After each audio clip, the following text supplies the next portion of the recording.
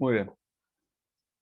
Bueno, entonces lo que vamos a hacer ahora es tratar de entender, para un ejemplo simple, eh, cuál es el patrón de interferencias producido. O sea, vamos a tratar de entender el problema directo, no nos vamos a ocupar del problema inverso, que realmente es el más interesante, si quieren, desde el punto de vista de aplicaciones. Eh, pero vamos a atacar el problema directo para ver por qué es verdad que en el patrón de interferencia, o sea, qué tipo de información está codificada en el patrón de interferencia para una situación bastante simple, un arreglo lineal de fuentes. ¿Está bien? Entonces vamos a tratar de ver eso. Entonces vamos a considerar esta situación donde tengo un arreglo lineal de fuentes, que ya les digo, pueden ser agujeritos en una pantalla o remisores atómicos excitados por una onda eh, que los excita y vemos la remisión eh, de esos centros dispersores, digamos, y nos va a interesar, como ya les decía antes, ver si en una dirección eh, tengo un máximo de interferencia o un mínimo o lo que fuera. Y entonces, como ya les mencioné antes, la clave para entender eso es, bueno, pensar cómo son los desfasajes con los cuales todo este manejo de rayos están colaborando para el campo total emitido en una dirección, en la dirección θ, ¿no? Y como vimos antes, nos vamos a focalizar en rayos de igual inclinación, en este caso que salen en una dirección bien dada, o lo que es lo mismo pensar que nos vamos a ver nos vamos a focalizar en cuál es el campo total que recibe un punto P que está muy lejos, casi en el infinito, de tal forma de considerar que todos los rayos salen casi paralelos, todos con la misma dirección θ. ¿Está? Y en esa situación, como vimos en la, en una pantallita antes del intervalo, bueno, la cantidad que va a interesar es el desfasaje que se produce, y en este caso lo vamos a referir, como tengo varios rayos, los vamos a referir con respecto al extremo este, ¿no? Y entonces, si este ángulo era θ, ¿se acuerdan? Este ángulo, el ángulo que forma esta recta con la horizontal, que no está marcado acá, también es θ, ¿no? Y ese ángulo θ es el ángulo cuyo cateto opuesto es este desfasaje, esta diferencia de caminos, en este caso es esta otra, en este caso es esta otra, por lo tanto, para cada uno de ellos, esta diferencia de caminos tiene que ver con esta distancia por el seno de θ, ¿no? Acá será esta distancia, que es d por el seno de θ, es esto que está acá.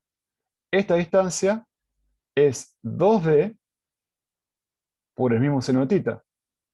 Esta distancia es 3d, porque tengo 1, 2, 3, esta distancia vale 3d, por el seno de θ me da este cateto opuesto. Y así con todos.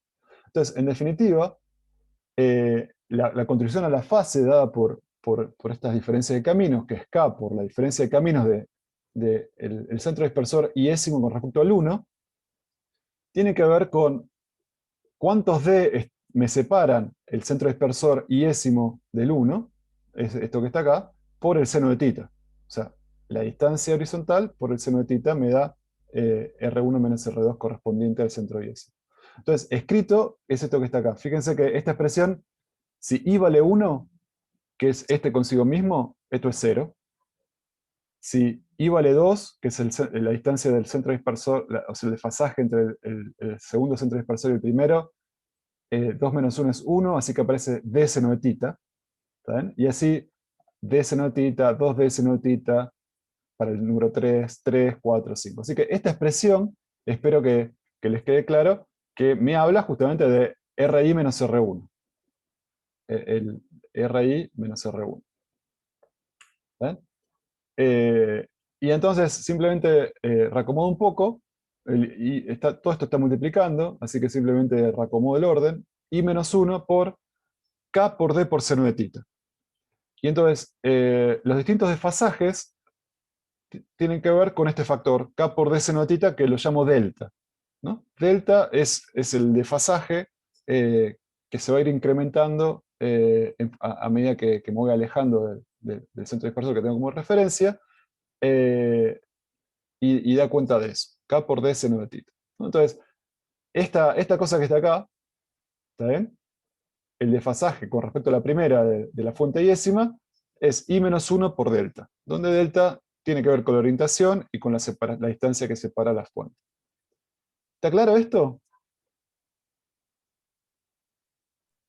Sí. Muy bien. Sí, sí. Bueno, entonces K de seno de tita es sí, el desfasaje entre una fuente y la siguiente. Bueno, ahora, el campo resultante, entonces es el campo. Ahora, yo ya sé cómo escribir los desfasajes relativos con respecto a este, de cualquiera.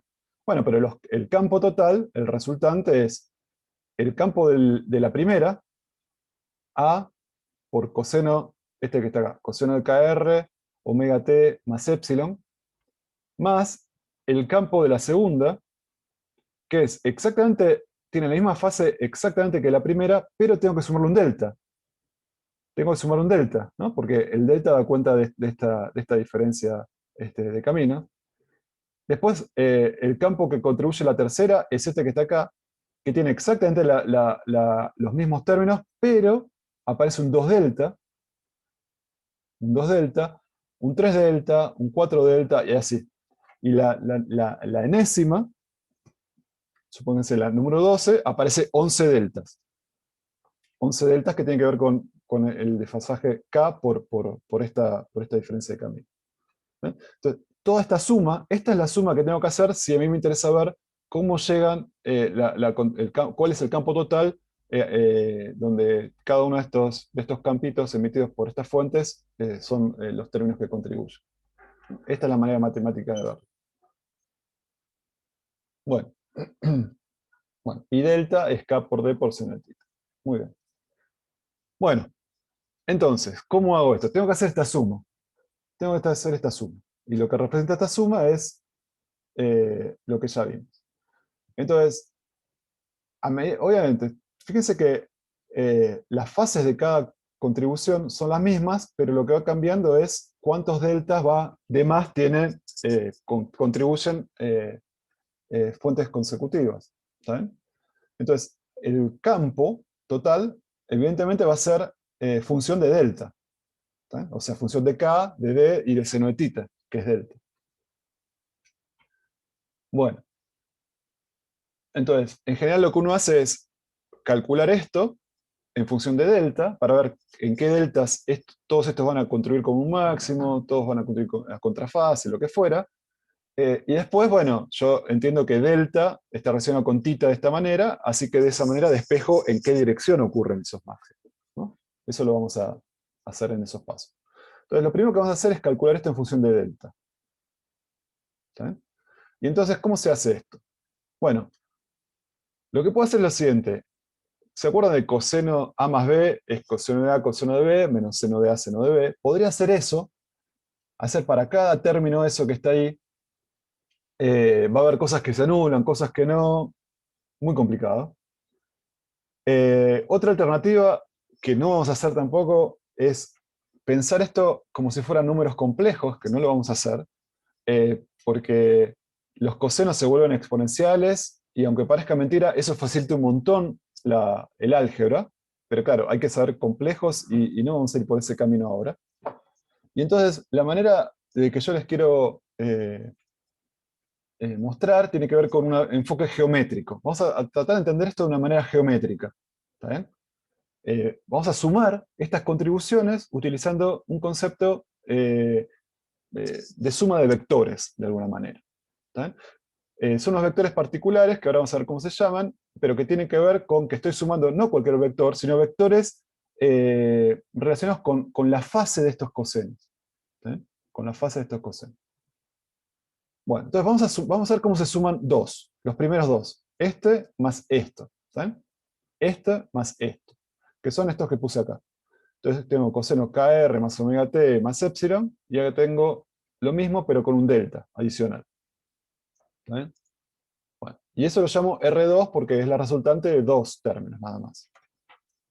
Bueno, obviamente yo a todo esto lo puedo llamar alfa 1, que sería la fase del primer término, y a esto lo llamo alfa 2, que sería la fase del segundo término. ¿Está bien? Entonces tengo que sumar estas dos cosas. Ahora, geométricamente, ¿cómo lo pienso? Fíjense, yo lo puedo pensar esto como si fueran en realidad dos vectores. El primer vector, un vector que tiene módulo A, y que forma un ángulo alfa 1 con la horizontal. ¿Está bien? Alfa 1, acuérdense que era la fase del primer término. El segundo término lo voy a asociar a un segundo vector que tiene módulo A también, y la fase no es la misma que alfa 1, porque difiere en un delta, y la llamo alfa 2 acá, que es esta que está acá. ¿Está bien? Entonces tengo este vector y este vector. Ahora, fíjense que este vector no es cualquiera, sino que es un vector que cuando yo, la componente en x, fíjense que la componente en x justamente es a por coseno de alfa 1. O sea, la componente x es justamente lo que yo quiero sumar acá. A por coseno de alfa 1. Y este vector tampoco es cualquiera porque si lo dejé así, la componente en x es a por coseno de alfa 2, que me da este vectorcito. A por coseno de alfa 1 es este, a por coseno de alfa 2. Que justamente es lo que yo quiero sumar. ¿Está bien? Pero si yo lo hago con vectores, y pienso que estos son vectores, el vector suma de estos dos es este que está acá, ¿no? Es una suma de vectores, o la regla del paralelogramo, o si quieren agarro el primero y el segundo lo pongo que empiece donde termine el primero, y me fijo donde termina, y me da la suma. ¿Estamos de acuerdo? Esta es la suma de los dos. Es un vector de un módulo a sub r, que todavía no sé cuánto es, y que forma un ángulo alfa, lo pongo así, alfa rayita, que es el alfa, fíjense que es el alfa promedio entre alfa 1 y alfa 2, ¿no? Es justo que está en el medio, ¿no? Y fíjense que la proyección sobre el eje X del vector suma es esta que está acá. Es esta que está acá, que si ustedes se fijan es justamente a coseno de alfa 2 más a coseno de alfa 1. Si yo a coseno de alfa 1 le pongo atrás a coseno de alfa 2, tengo exactamente esto que está acá. Entonces, si yo agarro los vectores estos y los sumo, y después proyecto, eso me da lo mismo que la suma de las dos proyecciones. ¿Está bien? ¿Está bien? ¿Con esto? Sí. Bueno, entonces, a estos vectores, en realidad, se llaman fasores. Son los vectores que salen de esta representación tipo vectores, en realidad de cosas que tienen que ver con esta suma de- de términos con distintas fases. ¿Está bien? Esto se llama suma de fasores. Acá estoy sumando dos fasores. Este fasor y este fasor. Y me da el resultado este que está acá. ¿Está bien? Bueno. Y yo, si sé sumar vectores, rápidamente puedo darme cuenta que la suma es esto que está acá y después la proyecto sobre el eje X y con eso tengo lo que yo quería. Muy bien. Ahora, analíticamente está en la filmina siguiente. Se puede ver que la amplitud, esta que está acá, la amplitud esta que está acá, vale 2a por coseno de alfa 1 menos alfa 2 sobre 2, esa es la amplitud, 2 veces a por coseno de delta alfa sobre 2. Y, el ángulo alfa barra, digamos, es el promedio de los dos. Es el promedio de alfa 1 más alfa 2. O sea, alfa medio, vamos a llamarlo, es alfa 1 más alfa 2 sobre 2. Y delta alfa es alfa 2 menos alfa 1. Delta alfa es la diferencia entre este ángulo y este ángulo, ¿no? Esto se puede probar analíticamente y geométricamente también se puede ver. ¿Sí?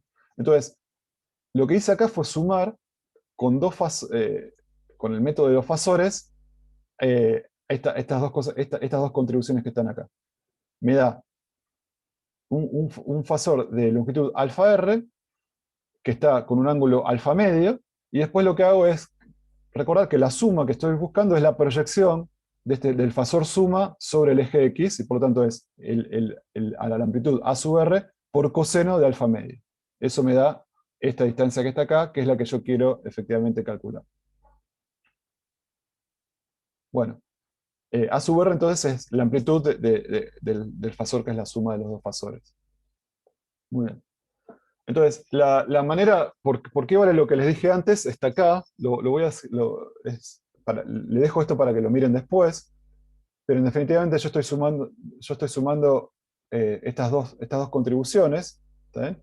Voy a definir un alfa medio, que es el promedio de los dos, y un delta alfa, que es la diferencia de los dos. Y cuando defino eso, fíjense que alfa 1 es pararme en el promedio y restarle media diferencia. O sea, alfa 1 es pararme en el promedio y le resto media diferencia y tengo alfa 1. Alfa 2 es pararme en el promedio y sumarle esa media diferencia y tengo alfa 2. Esto lo pueden ver del dibujo, lo pueden ver simplemente despejando quién es alfa 1 y alfa 2 de estas definiciones. Y lo que hago acá es, en lugar de alfa 1 y alfa 2, escribir esto en función de alfa medio y delta alfa. Entonces, donde dice alfa 1 pongo esto que está acá, donde dice alfa 2 pongo esto que está acá. Ahora abro los cosenos, coseno por coseno menos seno por seno, y lo mismo acá. Y al hacer esto, fíjense que hay cosas que se van. ¿Dónde está? Eh, Acá. Fíjense que este término es igual a este. Y entonces tengo dos veces el primer término, dos veces a coseno de delta alfa sobre 2 por coseno de alfa medio, y este término que está acá se va con este. Así que la resultante de estas dos cosas es una amplitud, que es 2a coseno de delta alfa sobre 2 por coseno de alfa medio. O sea, esta sería 2a coseno de delta alfa sobre 2 por coseno de alfa medio, que es lo que vimos antes. Esto fíjense después. Bueno, muy bien. Entonces, ya sabemos cómo sumar contribuciones desfasadas de una manera geométrica, ¿no? Lo hicimos para dos términos. Y lo que hicimos fue, fíjense, nos vamos a concentrar con los vectores. Agarramos el primer fasor asociado con el primer término, le sumamos el segundo fasor, que es este que está acá, asociado con el segundo término, que nos daba este que está acá. ¿Sí? Eso es lo que hicimos. Entonces, el resultado, fíjense que me da un... eh, si yo me fijo alfa 1 es esto que está acá, alfa 2 es esto que está acá, fíjense que dependen del tiempo, ¿no? Hay un WT, un omega T, que están acá. En los dos aparecen con la misma frecuencia. Y entonces cuando yo hago la diferencia de los dos, la diferencia no depende de WT, porque cuando hago la diferencia, la diferencia simplemente es delta, ¿no? La diferencia entre los alfas es delta, y por lo tanto, acá me aparece delta alfa sobre 2, me queda delta sobre 2, ¿está bien? Y el alfa medio es este más este sobre 2. El alfa medio, que es este más este sobre 2, me queda K por R más WT más epsilon más delta sobre 2. Y acá sí me aparece el tiempo. Acá sí me aparece el tiempo. Entonces, en función del tiempo, fíjense que lo que estoy viendo es que este fasor, que depende de alfa 1 va aumentando con el tiempo porque el tiempo cambia. Alfa 2 también va aumentando con el tiempo con la misma velocidad, porque la velocidad angular es la misma, W. Y, y obviamente la suma, que es esta que está acá, no se van adelantando uno con respecto al otro, porque los dos van girando con la misma velocidad, así que la suma no va cambiando su amplitud, pero también va girando con el tiempo. Y va girando con el tiempo con la misma frecuencia W, que eso es lo que estamos viendo acá. Entonces, en función del tiempo, todo este patrón va girando, va aumentando, va girando con frecuencia omega. ¿Está bien? Entonces, en función del tiempo, esto va cambiando con frecuencia omega, por lo tanto la suma es un vector que no depende del tiempo, que depende solamente del desfasaje, delta, pero que está siendo modulado con algo que va como coseno de omega t. O sea que en función del tiempo va cambiando. La suma va pasando por máximos y mínimos que va modulando esta amplitud. Ahora, esta amplitud, de acuerdo al valor de delta, puede ser máxima, ¿está bien? O puede ser mínima. Cuando delta, por ejemplo, es pi, coseno de pi es 0, la amplitud es 0. ¿Está bien? Entonces, ese es el resultado de la suma de estas dos primeras contribuciones. ¿Está bien? Algo que oscila con el tiempo, con una amplitud que depende del desfasaje delta entre los dos términos. ¿Está bien? Entre los dos términos. Entonces, la amplitud resultante del fasor suma depende de delta. Depende de delta. ¿Está bien? Bueno, ¿estamos de acuerdo por ahora? Sumamos dos términos de una manera un poco rara, pero que va a agarpar ahora cuando empecemos a sumar más términos. ¿Está bien? Y como la manera que hicimos de sumarlo fue pensar en que cada término contribuye como si fuese un vector, un fasor en realidad. La suma es otro fasor de una amplitud dada que vimos que depende del desfasaje de estos dos. ¿Está bien? Bueno, y instante a instante va cambiando porque tiene este término también que lo va modulando. Pero la amplitud no depende del tiempo, depende solamente del desfasaje entre las dos contribuciones. Ahora vamos a seguir sumando fuentes de esta manera. Supongamos que tenemos 6 fuentes. 1, 2, 3, 4, 5, 6 fuentes. Entonces, ya sumé las primeras dos. Esta es la primera, que tenía, que la tomo como referencia, si quieren. Sería este que está acá. Y la segunda es este fasor que tiene un ángulo delta con respecto a la primera. ¿Se acuerdan? Tiene un ángulo delta con respecto a la primera. ¿Está bien? Es este delta que tiene más con respecto a la primera. Y esta me da la suma geométrica, que yo ya sé analíticamente la amplitud de este vector es 2a coseno de delta sobre 2. Ahora, ¿qué pasa con el siguiente término? El siguiente término. Bueno, el siguiente término, a la suma le tengo que sumar uno más. Y si este tenía un ángulo delta, el fasor asociado al tercer término tiene un ángulo 2 delta. ¿Está bien? Está un poco más... esta era la referencia. Le sumo delta, y el tercero todavía más con 2 delta, ¿no? Porque sería este que está acá. Entonces lo tengo que sumar ahora de esta manera. Y el resultado sería, sumar los tres, sería este fasor que está acá. Este fasor que está acá.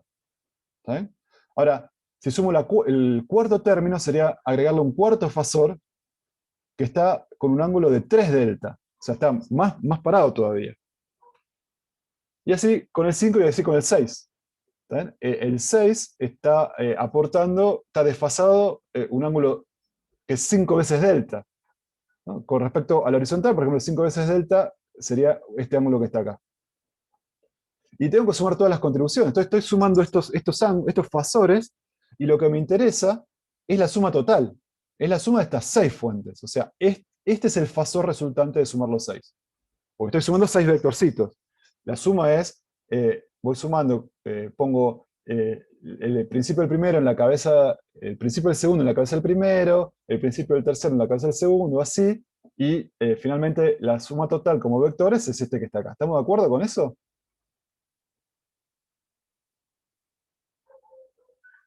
¿Sí? El resultado de sumar Sí, los 6 fasores, estos 6 términos, es sumar los 6 fasores asociados. Este es el fasor del primero, que tiene delta 0, el fasor del segundo que tiene delta con respecto al horizontal, que era 0, el fasor del tercero que tiene 2 delta, y así. Entonces estoy sumando estos vectorcitos, y mirá lo que me tiene que dar. Sumar 6 de estos me da este que está acá. Entonces, listo, este es el fasor. Entonces, la suma final va a tener que ver con ¿qué? Con la proyección de esto sobre el eje X. O sea, sobre algo que tendrá esta amplitud. También no lo dibujo acá, ahora lo vamos a ver. Ahora, geométricamente lo sabemos hacer.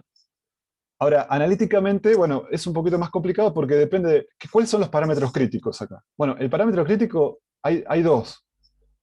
uno es delta, con cuánto desfasaje voy sumando a cada fasor que voy metiendo, ¿está bien? Y eso acuérdense que depende de la dirección donde estaba mirando, no importa, por ahora es delta. Y otra cosa para ver el resultado es, bueno, ¿cuántos términos estoy sumando? ¿No? Porque si sigo sumando, si en lugar de 6 fuentes tendría 7, ahora tendría que agregar una que está más por acá, si tuviese 8 tendría otra por acá, y el A sub R, el resultante, cambiaría. Entonces, importa el desfasaje entre uno y el siguiente, y cuántos términos pongo. ¿Está bien? Para ver esta espiral que se está armando acá, hasta dónde llega. Y en este caso, bueno, ¿está claro con eso? Y esos son los dos términos porque estoy considerando además que cada uno contribuye con la misma amplitud, que es lo que vamos a asumir. ¿Está bien? Entonces, ¿cuál sería, por ejemplo, una expresión analítica de esto? Una expresión analítica. Bueno, gráficamente, la resultante es muy fácil, es ir pegando los fasorcitos estos y ver la suma total donde queda. Analíticamente, ¿qué puedo decir? Bueno, miren, vamos a hacer el teorema este que se llama teorema de la pizza. Imagínense que estoy analizando esta situación de acá, la hago más grande acá para que se vea. Tengo los dos primeros, el de referencia y el primer fasor que está con un ángulo delta con respecto al primero, ¿no? Entonces, fíjense que si este es delta, este ángulo que está acá es pi menos delta. ¿Está bien? Ahora, si yo trazo la bisectriz acá, eh, y, y acá hago lo mismo, o sea, trazo la bisectriz, acá me queda pi menos delta sobre 2, pi menos delta sobre 2, ¿no? Porque si todo esto era pi menos delta, este azulcito es pi menos delta sobre 2, y acá trazo el mismo ángulo, pi menos delta sobre 2, y me quedo con un triángulo isósceles o una porción de pizza, como ustedes lo quieran ver. Lo que tengo es lo siguiente. ¿Se entiende lo que hice? Si este es delta, este es pi menos delta, tracé la bisectriz y me formó un ángulo isósceles, me formó una porción de pizza. ¿Está bien? Lo que quiero ver ahora es este ángulo que está acá. ¿Cuánto vale? Este ángulo que está acá. ¿Está bien? Entonces, para ver este ángulo, yo sé que la suma de este más este tiene que ser pi, ¿no? Porque son los triángulos interiores a los ángulos interiores a este triángulo. Entonces, este ángulo más x es pi. Esto tiene que valer. Pero si ustedes se fijan, fíjense, acá tengo pi sobre 2 más pi sobre 2, eso es pi, que se va con este pi, ¿está bien? Y acá tengo menos delta sobre 2, menos delta sobre 2, que es menos delta, así que tengo menos delta más x es igual a 0, o lo que es lo mismo, x es igual a delta. Así que este ángulo que está acá es delta. Si este es delta, este es delta. Ese es el teorema de la pizza. ¿Está bien? Si este es delta, esta porción de pizza que yo me armo así, tiene este ángulo que da delta. Bueno, voy a usar eso. Porque fíjense, si yo me armo estas porciones de pizza como con estas bisectrices, digamos, lo que voy a tener es que todas se cortan en un punto que van definiendo una circunferencia de radio R. Me queda como un polígono inscripto en una circunferencia de radio R. ¿No? Si todas las porciones de pizza que yo me armo con este tema de las bisectrices, me definen una circunferencia de radio R que inscriba el polígono este que estoy armando con los fasores. Ahora, este ángulo es delta. Este ángulo es delta. Y si este ángulo es delta, por el teorema de la pizza, este ángulo también es delta. ¿No? Este ángulo también es delta. Bueno. Ahora, si este ángulo es delta, si yo divido acá por 2, por la bisectriz, este ángulo chiquitito acá es delta sobre 2. ¿No? Este ángulo es delta sobre 2. O sea que si este es delta, este chiquitito es delta sobre 2. Bueno. Ahora, este cateto yo lo conozco. Este cateto es la amplitud sobre 2. ¿Está bien? Y este ángulo lo conozco. Delta sobre 2. ¿Está bien? Y lo que tiene que valer es que eh, la hipotenusa de este triángulo rectángulo que me quedó acá, R por seno de delta sobre 2, tiene que ser igual a este cateto. R por seno del ángulo de delta sobre 2 tiene que ser igual a sobre 2. A sobre 2 tiene que ser igual a R por seno de delta sobre 2. ¿Vale? Así que R, que es lo que todavía no sabía, o sea, cuál es el radio que inscribe esta circunferencia, de la circunferencia que escribe este polígono, es A sobre 2 seno de delta sobre 2. Matemática indiscutible. ¿Está bien? Un poco engorroso, pero es así. Bueno, ya estamos cerca, ya todo va a cerrar. Muy bien. Entonces, eh, yo tengo que sumar estas contribuciones, ¿no? Entonces, fíjense que si, si este ángulo es delta, si este ángulo es delta, el de la primera porción de pizza, yo acá tengo n porciones de pizza. ¿Están de acuerdo? Yo sumé n factores, este ángulo es delta, todo esto son n porciones de pizza, si tengo delta, 2 delta, 3 delta, n delta, 6 delta. ¿Está bien? En este ejemplo. ¿Está bien? Este ángulo entonces es n por delta. N por delta. Muy bien. Fíjense que si yo hago la bisectriz, lo parto por la mitad, tengo y esta es la amplitud A sub R, esto es A sub R sobre 2. ¿Está bien?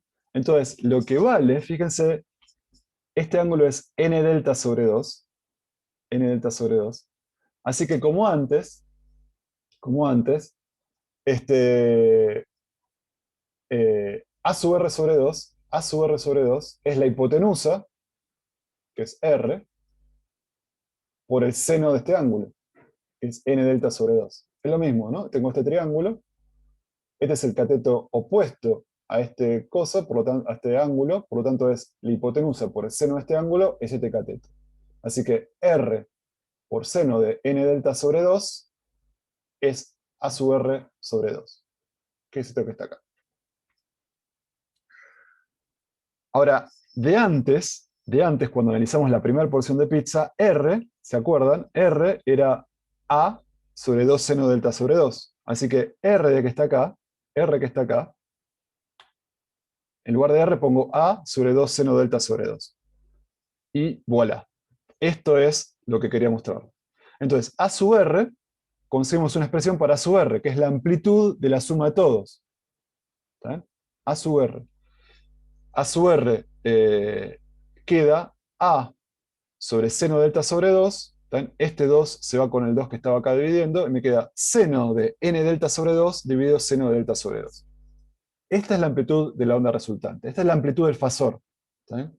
Obviamente, la suma, tengo que hacer esta amplitud, que es todo esto, por coseno de alfa r de t.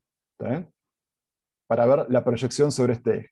Pero la amplitud de la onda resultante, la parte de la suma que dependía de delta, es esta que está acá. Esta es la amplitud de la onda resultante. El campo total, como yo les digo, es esa amplitud por coseno del ángulo alfa r de t, ¿está bien? Que va a tener una dependencia con omega t, ¿está bien? Entonces va a modular la amplitud a sub r en función del tiempo, pero la irradiancia, ¿se acuerdan? La irradiancia, que es la amplitud al cuadrado y valor medio temporal, al hacer el valor medio temporal de algo que depende periódico en el tiempo, hacer el promedio temporal, esto se reemplaza por un medio, ¿se acuerdan? Así que la irradiancia resulta una función solo del desfasaje entre las fuentes, del desfasaje entre una fuente y la siguiente, de delta. ¿Está bien? Porque esta parte se va. Así que es la amplitud al cuadrado, también dividido 2, así que es todo esto al cuadrado, dividido 2, o sea, a cuadrado dividido 2 es i0, y me queda seno cuadrado de n delta sobre 2 dividido seno cuadrado de delta sobre 2. Esto es lo que quería llegar. Esto es, porque acá ya hice todo, ya hice lo que quería hacer. Sumé todas las contribuciones y me quedé con la irradiancia. Entonces ya sé cuánta irradiancia recibo en una dirección, o lo que le llamo para un dado delta. Para un dado delta, la irradiancia que recibo tiene que ver con cómo funciona seno cuadrado de n delta sobre 2 sobre seno cuadrado de delta sobre 2. ¿Mariante? ¿Me siguieron más o menos? Después se pueden recapitular la parte matemática, pero más o menos lo que estuvimos haciendo es dar una forma matemática a la suma, en este caso, de las n fuentecitas. Y vimos que daba esto que está acá. Ah, profe, yo lo único que me perdí fue cuando para la irradianza dijiste que como el promedio temporal, como que se iba a esa parte, no entendí por qué. Claro, porque ¿te acordás cuando teníamos un coseno de omega t, de algo que dependía del tiempo, y hacíamos el promedio temporal de coseno Sí. cuadrado, eso da 1? Eso lo hicimos varias veces. Ah, Es lo mismo. una. Acá me Sí. queda, fíjate que acá me queda, el alfa me va a quedar una parte de omega t. Así que para todo lo que no es temporal es constante, pero el omega t hace que eso oscile con frecuencia omega. Cuando hago el promedio temporal de coseno cuadrado, eso me da un medio. Perdón, dije 1, me da un medio. Este Ah, promedio temporal de coseno cuadrado me da un medio. Esto ya lo habíamos visto cuando vimos la irradiancia cuando superponíamos dos fuentes nada más. Y por ok. eso lo único que me queda entonces es esta parte que está acá. Y esta parte que está acá es elevar esto al cuadrado y dividirlo por 2 y tiene esta forma que está acá. Ah, ok. Está bien. Entonces, esta es la pinta, esta es la pinta de este término que está acá, del término de irradiancia. Esta es la pinta que tiene, en función de delta. Lo que les recuerdo, delta era K por D por seno de tita. O sea, en definitiva, dependía de qué tinte estaba mirando. Pero agarro el tita, le pongo seno de tita y lo multiplico por KD, ese es el delta, y eso es lo que está usado como parámetro en la expresión de irradiancia. Este es el patrón, ¿no?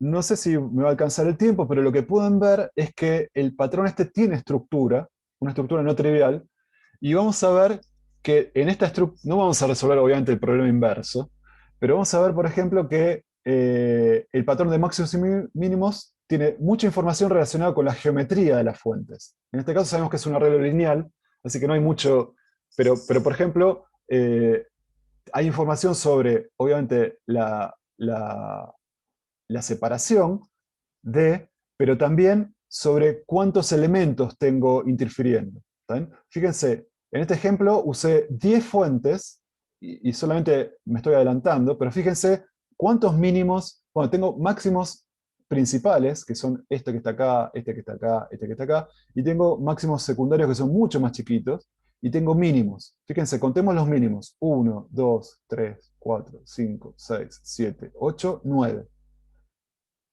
Es una característica de este patrón.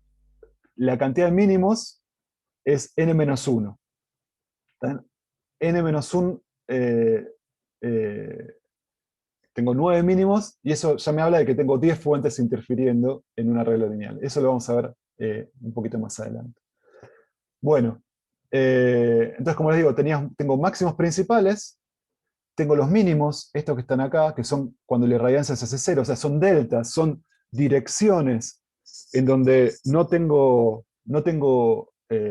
energía que se transmite en esas direcciones, porque la interferencia es destructiva para esas direcciones, y tengo máximos muy, muy menores, que se llaman máximos secundarios, donde tengo un poquito de emisión fuera de estas campanas de difracción, donde realmente va toda la energía va dirigida hacia ahí.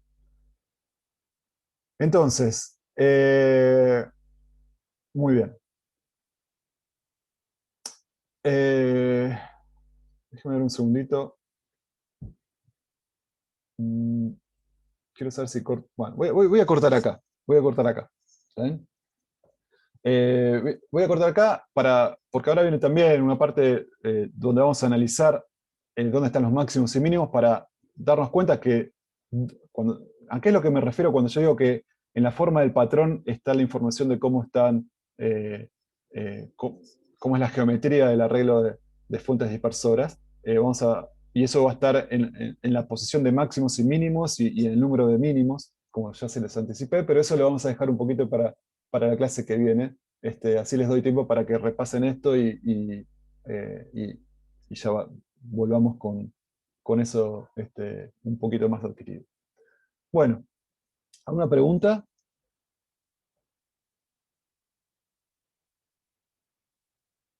No. Bueno, muy bien.